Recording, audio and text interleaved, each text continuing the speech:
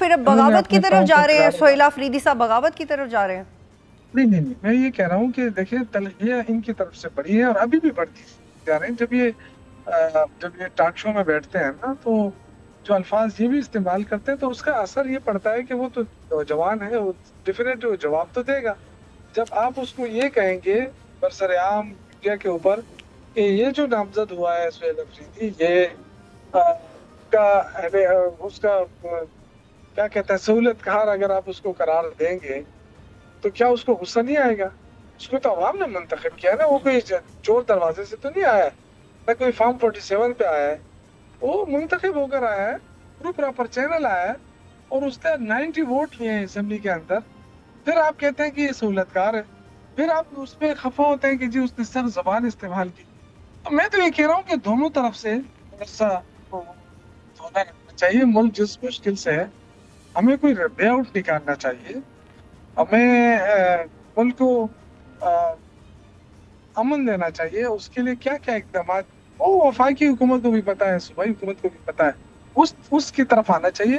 اگر ایک ملاقات ہو جاتی ہے تو انشاءاللہ مجھے یقین ہے کہ کیبنٹ بھی بن جائے گی اور بہت سارے ایشوز حل ہوں گے. اور یہ جو بند کمروں کی بات ہوتی ہے، دیکھیں آگ لگی ہوئی ہے کہاں پر؟ پاٹا کے اندر لگی ہوئی، افغانستان کے راستے سے ساری چیزیں خراب ہو رہی. ہم کہتے ہیں کہ جی یہ جو سٹیک ہولڈر ہے تحریک انصاف کی گورنمنٹ، آپ ان سے بیٹھ کر بات کریں، اور یہ ہمیں وہاں سے کہتے ہیں کہ جی ہم نے آپریشن کرنا ہے، آپ نے آپریشن ماننا ہے، ہم نے افغان مہاجرین کو واپس بھیجنا ہے، آپ نے فیصلہ ماننا ہے. تو ہم تو دیکھیں ہم ان سے کوئی بغاوت تو نہیں کر رہے، لیکن آپ افغان مہاجرین کو نکالیں گے تو یہ تو خیبر پختونخوا کی حکومت سے یہ سارا معاملات تو ان کے ہاتھ میں ہے نا. کیونکہ مشکلات تو ہمیں ایک دم آپ نکالیں گے، اس کا ریزسٹنس بھی آئے گا، اس کے اثرات بھی ہوں گے. ہم کہتے ہیں کہ بے شک آپ نکالیں، آپ نے فیصلہ کر لیا، بارڈر آپ کے ہاتھ میں، واپسی نہ چھوڑو نا. ایک طرف سے جاتے ہیں دوسرے گیٹ سے واپس آ جاتے ہیں. یہ کہ ہم تو نہیں کر رہے ہیں نا، گیٹ ہمارے پاس تو نہیں ہے.